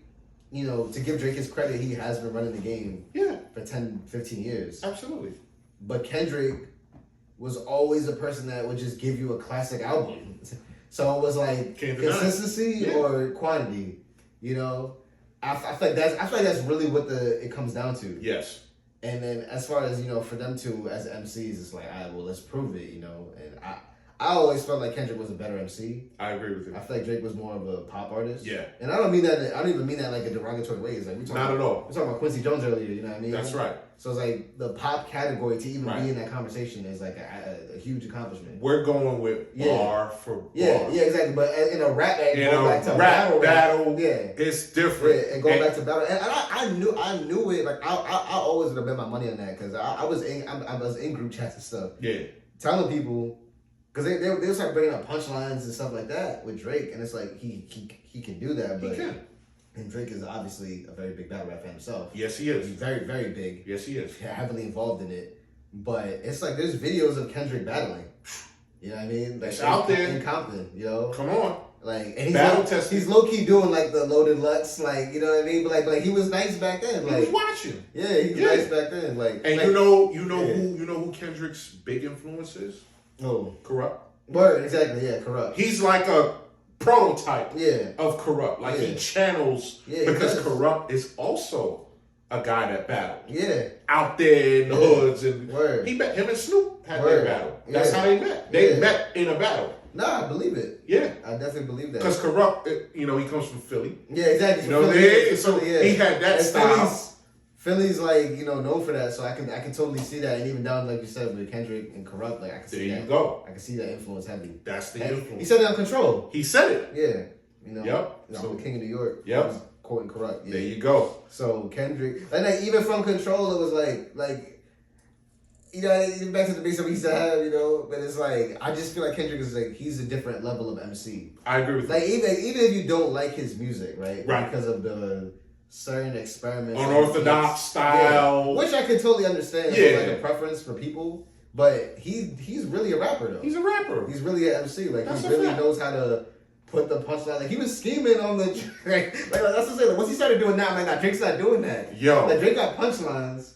But he don't got schemes and that record. They not like us. The fact that you got little kids saying OVO and all that stuff because it's catchy. Yeah, exactly. And it's the wordplay, man. It's the wordplay. Come on. And he told the whole story. Even he had an angle, who only go to Atlanta. And I never even thought about that. But like he said it, and I was like, damn, that's kind of crazy because Drake's biggest hits are kind of like with a lot of people from Atlanta. There you go. It's either that or like the newest. Little, SoundCloud rapper, like there you go. He goes with them. Yeah. Like I saw he was trying to do it with Ice Spice, but Ice Spice turned it down. There you go. Like he's always trying to find the next person and like I'ma just to stay relevant. Yeah. And he made that an angle. and he used it. You know, it worked. He took a bunch of angles. I think Euphoria was the best record because from a battle rap perspective, like it was like he angled him to death. Like, the DMX part. I hate the way that you talk. He took that exactly. interview and incorporated that. He did the DMX. He did a Canadian accent. He did. He did. He talked about him being not claiming your son right away. Like he talked about so. I'm like, but I heard that my Drake. You pushing me? Let me see you push a T. Like brilliant. Like the wordplay was crazy. Like, and for me, and the thing with Kendrick too is like I was wanting to hear that from Kendrick for so long. Yes. Because Section 80, one of my favorite Kendrick albums. Great album. That was to me his most lyrical. I agree. Like Good Kid, Mad City, he made an album. Commercial success. And then Butterfly was very intellectual. Yeah. Like you could say that was the most lyrical, but I feel like Section 80, like from a traditional hip hop perspective. Absolutely. That album was crazy. Absolutely. We had different songs. Yes. He was rapping, he was punchlines. That's K-Dot. That's K-Dot right there. That was K-Dot. And Rick and Mortis. And Poor Man's Dreams. Like, So I've been wanting to hear Kendrick rap like that for a while. And like, I feel like this battle I got that. Like when I heard Euphoria, I was like, I haven't heard Kendrick rap. I haven't heard him say this many punchlines in so long. Yeah. And it was just back to back. Punches, metaphors, schemes. Instantly. Yeah, angles. Like he was like, it really brought that out of him. And the thing is, I do give respect to Drake because at the end of the day, it's like you drop push-ups, you initiate a battle, you ready to compete. You ready to compete. Yeah. And it was a good battle, you know. Good battle. Yeah. So to cap that off, looking at Cole, Cole got he got criticized for backing off. Yeah. Some people said he did the right thing because he saw what was going to come. Yeah. Some people said, nah, if you in it, you in it. You got to be a competitor. What's your opinion on Cole's decision on taking that route? I personally didn't like. So I have a theory. I feel like if he dropped, I believe it was 7 Minute Drill, that was the name, right? Mm-hmm. I feel like when he dropped 7 Minute Drill, it didn't get the reception that maybe he thought it should get. Mm-hmm. This is just my theory. Go for it. I feel like he didn't get the reception he thought he'd get, and then he said that, and then he decided to say he apologized. I feel like if the reception was, oh, he just killed Kendrick, I don't think he would have done that. Right. That's just my opinion, though. Okay. Like I feel like he copped out. Like I get the if I were to take what he said as the truth, it's like okay, I could understand that for the sake of your mental health. We talked about mental health earlier. Yes, we did. And I could remove the human from the artist and say I respect that. Yes. But as a hip hop, at the same time, it's like, but you initiated, you went. It's a very calculated thing to write a song, record it, put it on your album. Basically, might delete later. Yeah, which is a funny name because like Cole. That's the thing with Cole, bro. That's why I struggle with Cole nowadays. Like I like Cole. Yeah, I do like Cole as a rapper, but it's like I struggle with Cole because it's like certain subliminal things that's like.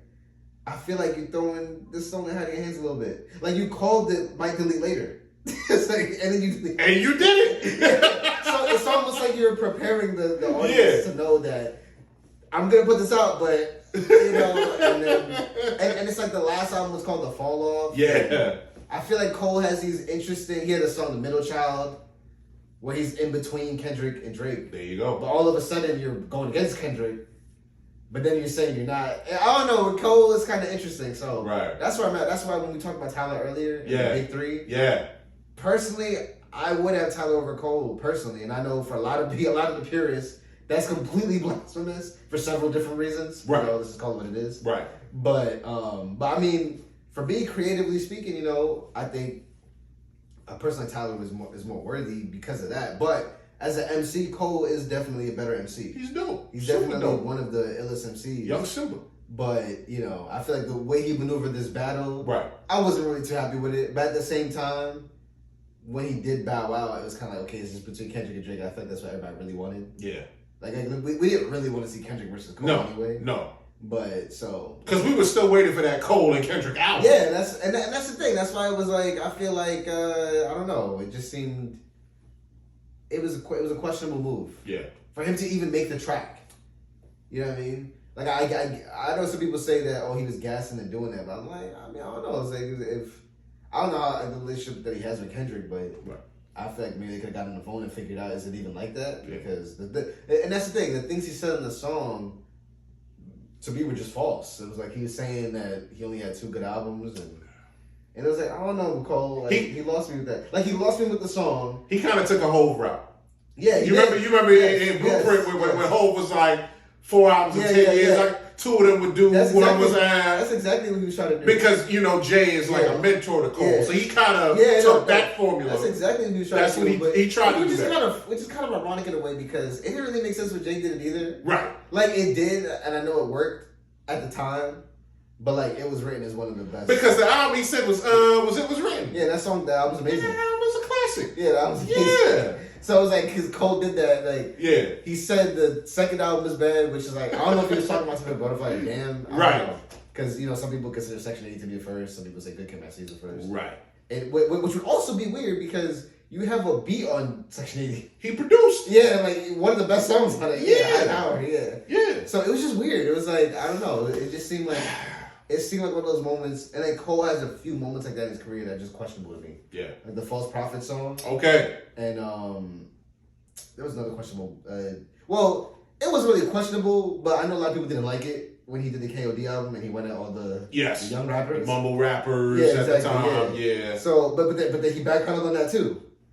So it's kind of like Cole just has like an interesting history of like doing things in the backpedaling, which I get from, you do something and you take it back. You think about it. Right. But I feel like sometimes it comes after he got the backlash. Right.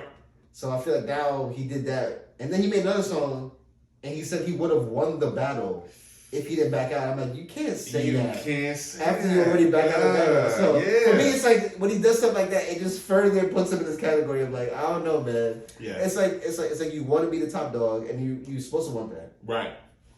As an MC, but I feel like there were certain things that it just showed that, oh no, it might not be all the way like that for you. Right. I think for you, I almost want to compare J. Cole to like Method Man. It's like you're always gonna have the crazy feature verse from Cole. Facts. And when he does do an album, like, and I would even say it was Method Man, because a lot of people say Method Man don't got a classic, but he gives you a good album. Of course. Like I think Cole is great. Cole is great. So I was like, I almost want to, like, obviously not musically, but I almost want to compare him like that. Yeah. In the sense of like how he's viewed, because Method Man is still one of the best rappers. That dude. Yeah. One of the best rappers of all time. Absolutely. And if someone says that about Cole, I'm not gonna disagree. No. I'm not gonna disagree. No. I feel like the way in this battle, I feel like he could have handled it a little bit better. He could have. Yeah. And again, it's not taken away from his talent. Yeah. It's like chess. Yeah. There's just certain ways that you move. Yeah. And certain things. And Kendrick was playing different levels. He was on some other stuff, like, man. He was on some other stuff. Like, it's like he knew, like, he obviously had to have he said it on 616. He said, have you ever thought that somebody in Oakland was working for me? And it's like, Kendrick drops Family Matters, and he drops Meet the Grams. Like, it's crazy. He's talking to his whole family. Yes. Like, that's an insane level of, and I've seen theories, it's like, Kendrick baited the whole thing. It was like, he baited Drake to even drop a diss song. Yeah. Because he started it with Like That. Like, Kendrick started it. Like, he waited for the perfect, I've seen a whole person break it down. It's like, Kendrick waited for a time period when Drake was on a little bit of a decline. Yeah. Because again, like, he's had a long run. Like, in all reality, to give Drake his flowers, it's like you've had like probably the longest run to have that many hits. He broke records. Like, I don't think Jay-Z, like, because Jay-Z's still Jay-Z, but to have that many hits, those Billboard records, Drake did that. Did that. He made like it's like I saw a theory. FD Signifier, he's a YouTuber. It's like he said, like, it's like he just got to a point where people are starting to kind of wean off of Drake. Yeah. And Kendrick now said, all right, now I'm gonna diss him. And I was like, that's kind of, evil. Like Kendrick definitely was like that YouTuber basically said that Kendrick is actually, he basically said Kendrick is actually the evil one. You're not and I'm like, honestly, like, I watched a video, I'm like, yo, he might be right. Mad scientist, man. Like, he really did, because he baited him, and then he had the songs, he had it lined up to drop after his, like, that's crazy. Like, and now with the Grammys, where everybody's all kind of nominated. They're Not Like Us is nominated for so many Grammys. And that's crazy. I'm not gonna lie, I'm surprised. I didn't think that was happening. That saying that type of language is like a Grammy nominated. And he got the Super Bowl too, which is like, I'm like, can he even perform that like us? I don't know. Okay, imagine that. Imagine if he performs that at the Super Bowl. But the thing is, I know everybody's gonna be expecting it. Yes. But it's just a question of like, is the Super Bowl cool with that? But Are they the cool? fact that Kendrick is there, like, you know, obviously Jay-Z put him there. Yeah. And obviously there's like a little history between Jay-Z and Drake. Yes, there is. As well as like the whole Young Money family. Yes, there is. So that whole thing is interesting, you know. It just goes to show that wow, a lot of people don't really be friends like that. You know what I mean? Like, don't let the cameras fool you. There's a lot of stuff. I don't really be surprised about that, but like, it was overall. I thought it was dope. Like, I know a lot of people, like people online, you know, the stands. Yeah, they take it to heart and they make think pieces. And for me, it's like, yo, it's hip hop, man. Like, I feel like it's, you know, it's battle rap. Obviously, on a personal level, they would have to eventually reconcile if they choose to do that. You know, because obviously I do feel like it was deeper than that. It was. But in terms of for it to just be displayed through rap, like no one's an entourage. Got jumped and all that. So I think it was great. It was great. I thought it was great. Yeah. Nobody got shot at. I thought it was great. Yeah. I see people in Drake's camp are starting to say things like that now. Like, oh, Kendrick can't come to Toronto, but that's stupid, man. That's whack. Because in all reality, Toronto has a lot of Kendrick fans. So they do. You can't do that just because Drake lost. Yeah. Like, that's all it is. It's just lyrics. reactionary. Yeah, it's lyrics. But you know, Kendrick did his thing, man. Shout out to Kendrick, man. Yeah, Kendrick did his thing. Definite, man. Yeah. So, you know, to cap off this interview, and at the end, and again, it's an honor and a pleasure having you here, my brother. A very great interview. Oh, yes, sir. I love it. Yeah. What is the overall legacy of Jay Jhershey? How do you want to be remembered when it's all said and done? Shit, man, that's a deep question, man. Yeah. Honestly, I'm gonna just say, as someone that truly did love the craft of, you know, hip hop, because I feel like everybody's too cool. Oh, elements. Oh, I don't want to listen to the, you know, old generation, or I don't want to pay respect. Right. You know, meanwhile, people got no problem, you know, rocking like Nirvana shirts and stuff like that, right? Yeah. The Beatles. And people love to say, I see I love the Beatles. Yeah. You know, people love to wear that. I see Queen shirts, I see Metallica shirts, I see all that stuff. Like, yo, but no, we need more De La Soul shirts. We need more, you know, we need more Outkast shirts, you know? We need more facts. We need more Houdini, you know. Houdini. Like, we need all of that, man. Like, first of all, it's our culture, you know, as black people, you know. Black people, not, you know, black from all over the world. Yeah. You know, obviously black Americans started it. Yeah. You know, and for me it's just like I just wanna continue the legacy of you know, what hip hop is. Because you come from you know, because you mentioned Long Island. Yes. Look at all the talent that's come on. Exactly. EPMD, Eric Rakim. You just took me there. Keith Murray. Yeah, exactly. Craig Mack.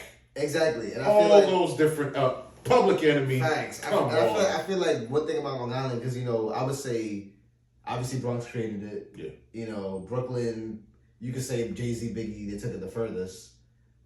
Even till modern day Pop Smoke. Yeah. You know, Brooklyn always kind of had that knock for what was hot. Yeah. And then Queens was always like the lyricist. Oh man. You know. Yeah. But I feel like Long Island always gave you just the most versatile group of musicians. Like you got people from different, like you said, you got EPMD, you got De La Soul, you got Public Enemy. That's right. You got Doom, you got Rock Marciano. Come on. Rock Marciano. Rock from Hempstead. Yeah, you know what I mean? Rock Marciano damn near revived the underground rap. I love Rock. Shout out to Rock. Yeah, you know what I mean? So when you do your knowledge, like Long Island really had some of the most influential rappers, Busta Rhymes. Yeah. So I definitely want to be part of that. That's right. I definitely would, you know, if the legacy, it's like this was a dude from Long Island that, you know, put on for hip hop. Yeah. You know, like, and it wasn't like, you know, wasn't afraid to go into different genres. Yeah. Wasn't afraid to represent hip hop. Like, you know, like, yeah. I love that. Yeah.